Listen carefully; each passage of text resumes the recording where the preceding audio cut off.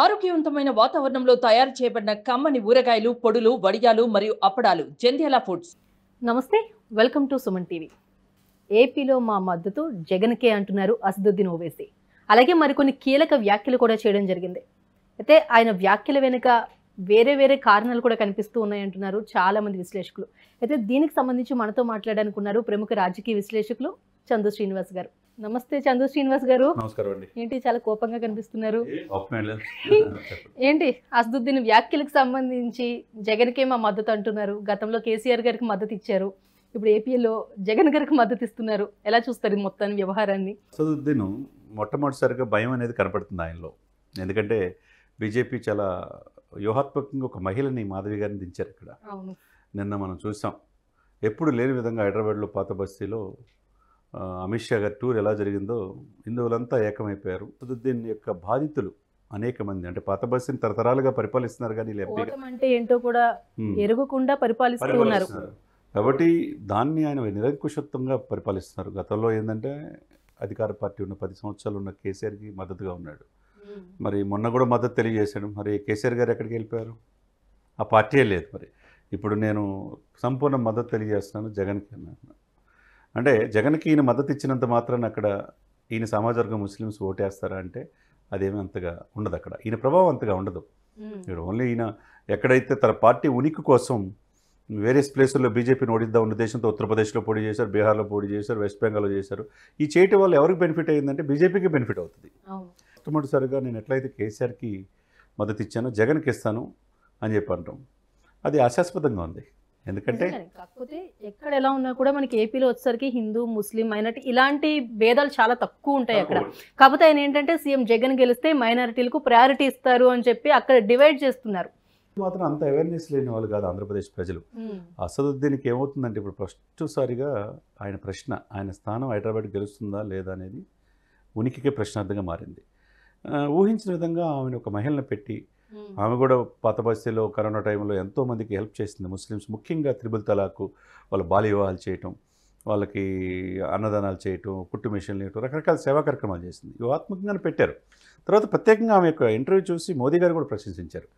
నిన్న జరిగిన మీటింగ్లో అండి అమిత్ షా గారు కొన్ని వేలాది మంది జనం గోల్డ్ సిటీలు ఎప్పుడు చూడాల. ఎందుకంటే తరతరాలుగా వాళ్ళు ఏ విధంగా నియంత్రితంగా పనిచేస్తున్నారు హైదరాబాద్లో. కొన్ని ఏరియాల్లో అసలు కరెంటు బిల్లు ఇప్పుడు కూడా కట్టే పరిస్థితి లేదు. 100 కోట్ల బకాయిలు. వెళ్ళటానికి కూడా బార్కాస్ లాంటి ప్లేసుల్లో పోలీసులే భయపడే పరిస్థితులు ఉంటుంది. అటువంటి నియంత్రితంగా ఉండే వాళ్ళకి ఎప్పుడో చోటు ఒక దెబ్బ అనేది తగులుతుంది. సరే, ఇప్పుడు బీజేపీ వ్యూహాత్మకంగా ఏం చేసింది? నిన్న అమిత్ షా గారు కూడా దేశవ్యాప్తంగా 400 సీట్లు గెలవబోతున్నాం ఎన్డీఏ, 400 సీట్లు హైదరాబాద్ కూడా ఉంటుంది అని చెప్పి అన్నాడు. అంటే వాళ్ళు ఎంత కాన్సన్ట్రేషన్ చేస్తారో మనం దీన్ని బట్టి అర్థం చేసుకోవాలి. మరి అటువంటి వ్యక్తి ఇక్కడ చూసుకోవాల్సింది పోయి ఆంధ్రప్రదేశ్లో జగన్కి మద్దతు, ఆయన అన్న మాటలు కూడా చాలా మాటలు అన్నాడు. టీడీపీ జనసేన కూటమిలో నటులున్నారు, దేశంలో ప్రధాని మహానటుడు అంటూ చెప్పారు. టీడీపీ జనసేన కూటమిలో ఎవరున్నారు? పవన్ కళ్యాణ్ నటుడు, బాలకృష్ణ అది మరి జగన్మోహన్ రెడ్డి గారికి కావచ్చు, ఓవైసీకి, ఇక్కడ వీళ్ళకి ఎవరు చేసేవాళ్ళు లేరు.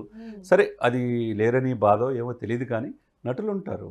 నటుల నుంచి ఎంతమంది సక్సెస్ కాలో చెప్పండి. ఎంజీఆర్, జయలలిత గారు వీళ్ళంతా సక్సెస్ అయ్యి, ఎన్టీ రామారావు గారు ఎంత పార్టీలు పెట్టలేదా, ముఖ్యమంత్రులు కాలేదా? ఇట్లుంటే అది చిన్న చూపు తగదు. అంటే వాళ్ళు ఏదన్నా మాట్లాడవచ్చు అనే ఉద్దేశంతో మాట్లాడుతుంది తప్పితే నటులు అంటే ఏంటి? నటులు ఏమన్నా వేరే దేశం నుంచి వచ్చిన వాళ్ళు కాదు. మనల్ని అలరించిన వాళ్ళు, కొన్ని కోట్ల మంది ప్రేక్షక ఆదరణ పొందిన వాళ్ళు ఇప్పుడు రాజకీయాల్లోకి వచ్చారు, ప్రజలు ఆస్వాదిస్తారు. అంటే మీరు చేయకపోయిన ప్రాబ్లం లేదు కదా.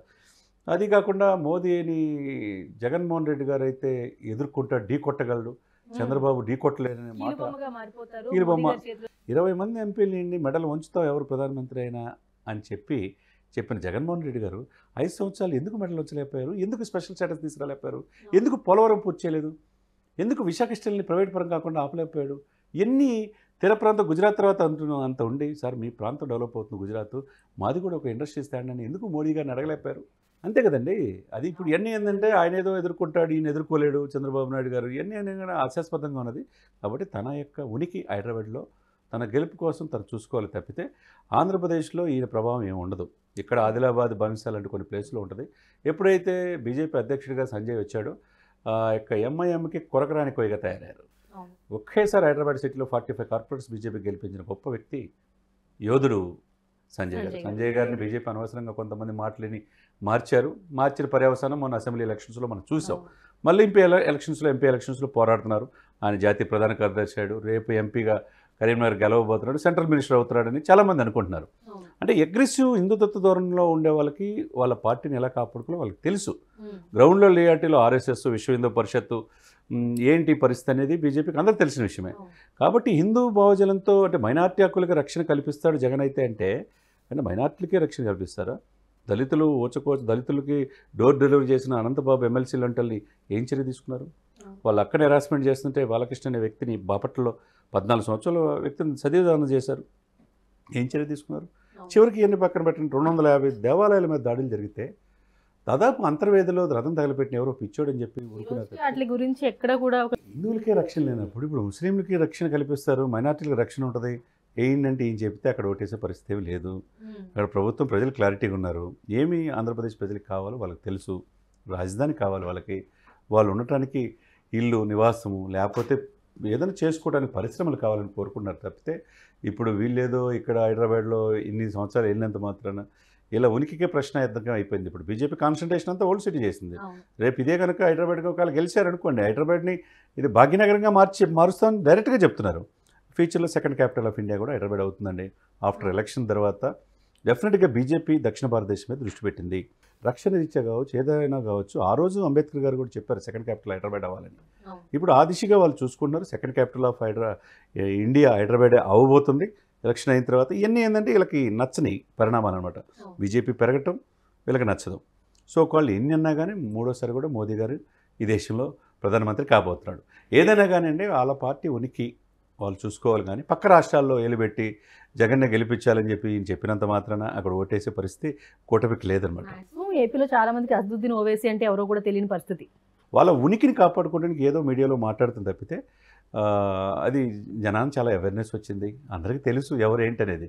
కాబట్టి వాళ్ళ పార్టీని, వాళ్ళ ఉనికి, వాళ్ళు గెలిచే పరిస్థితులు వాళ్ళు రావాలి తప్పితే మిగతా పార్టీలు వీళ్ళు గెలుస్తారు, వీళ్ళకి మద్దతు ఇవ్వండి అని వీళ్ళు చెప్పినంత మాత్రాన ప్రజలు అంత అమాయకులేం కాదు. ఆంధ్రప్రదేశ్ ప్రజలు ఎవరికి మద్దతు ఇచ్చినా ఫైనల్గా ప్రజల మద్దతు కావాలి. రైట్, చందు శ్రీనివాస్ గారు, థ్యాంక్ యూ సో మచ్.